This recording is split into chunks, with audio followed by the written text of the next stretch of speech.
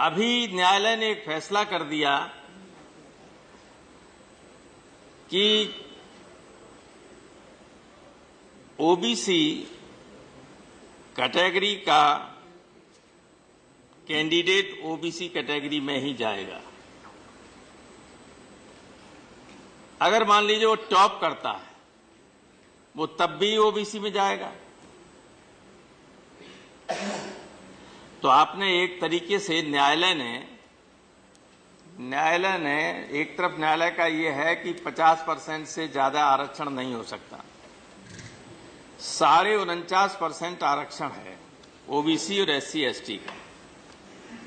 तो जब ओबीसी या एससी एसटी का कोई ऊपर मेरिट में जाने वाला है और जनरल कैटेगरी में आता है, वो नहीं जा सकता है। इसके मानिए आपने देश की 15% जनसंख्या के लिए 50.5% रिजर्वेशन कर दिया।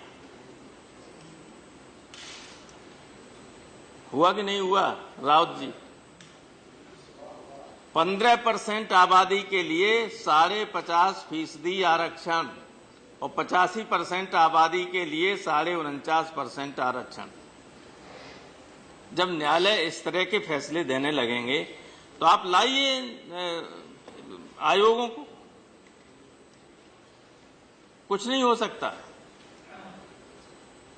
लगातार लोगों को मेरा तो ये सुझाव है, अभी आप क्या करने वाले, ये जब आ जाएगा ये पिछड़ा वर्ग आयोग, इसी पिछड़ा वर्ग आयोग से आप इसमें फिर और वर्गीकरण कराएंगे। किन जातियों ने इसका आरक्षण जो है ले लिया ज्यादा, इन जातियों ने बहुत आरक्षण छीन लिया है ओबीसी में, इनने जो छीन लिया है एससी एसटी में। ये तो दिखाई पड़ता है सबको।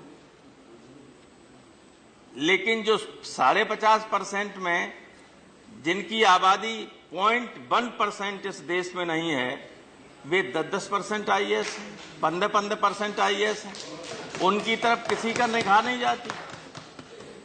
इसलिए मेरा सुझाव है ये झंझट हमेशा के लिए खत्म हो सकता है अमित शाह साहब, आप चाहें तो।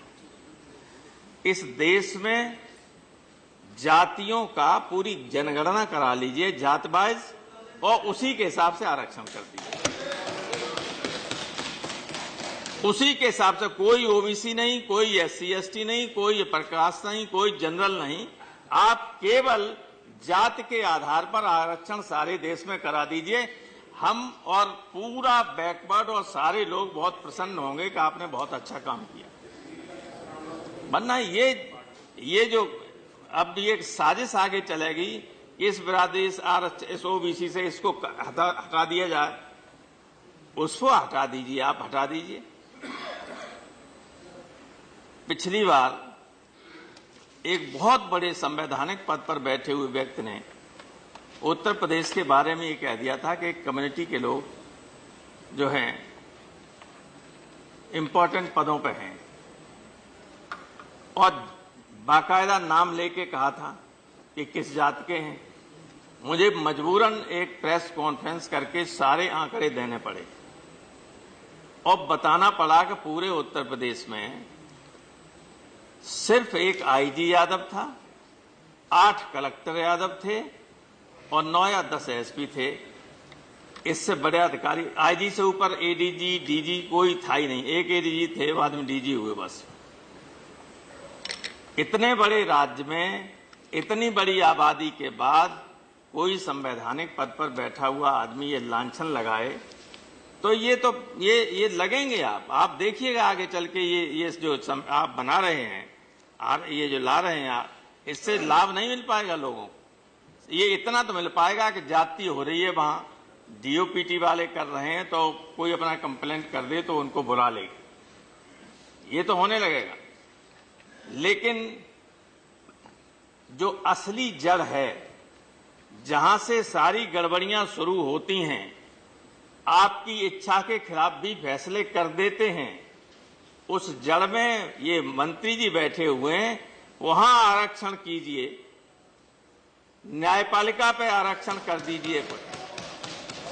न्यायपालिका में जब तक इनके हितों की रक्षा करने का वाला नहीं होगा कोई, तब तक आप कुछ भी करते रहिए, इन्हें न्याय नहीं मिल सकता। राइट, रामगोपाल जी। वरना ये बताइए, एक सेकंड सर, मेरा कितना भी टाइम है और 1 मिनट है। अब 1 मिनट है, 1 मिनट में बहुत कुछ कहा जा सकता है। ठीक सर, न्यायपालिका ने ये जो मैं ये कह रहा हूं, इसलिए कह रहा हूं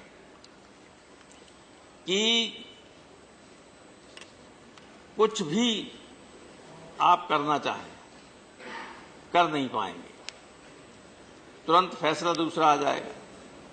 भाई तो आप लोगों की कैबिनेट के फैसले को बदल देते हैं लोग। 13 जजों का फैसला, इंदिरा साहनी केस का तो सबसे बड़ा बेंच थी, उसका फैसला था, उसी का फैसला था ये आरक्षण वाला, और ये कह दिया कि ये लोग नहीं जा पाएंगे जनरल कैटेगरी में। ये एक जज का फैसला था, वो भी हाई कोर्ट का था। हाई कोर्ट का एक जज सुप्रीम कोर्ट के 13 जजों की बेंच के खिलाफ फैसला दे सकता है और वो लागू हो जाता है। प्लीज। तो इस पर विचार कीजिएगा। जब तक आप जुडिशरी में आरक्षण नहीं देंगे और ये कीड़ा जब तक दिमाग में पाले रहेंगे कि भाई बैकवर्ड और शेड्यूल कास्ट में यादवों ने, जाटवों ने आरक्षण ले लिया है, तो मैं कहता हूं ठीक है, जातबाज कर दीजिए सबका, हमें कोई एतराज नहीं, कर दो जातबाज। तो आधा %, 1%, 3%, 2%, 0.1% भी नहीं आएगा नंबर, जो अभी सब कुर्सियों पर बैठे हुए सब। राइट रंगोपाल जी, ठीक है। इसलिए मैं कहता हूं कि ये जो बना तो रहे हैं, आगे अगर इस तरह की कोशिश होगी कि इसका भी विभाजन किया जाए, तो फिर आंदोलन इस बात का होगा कि इस देश में जाति के आधार पर, जनसंख्या के आधार पर आरक्षण हो। Thank you Shri.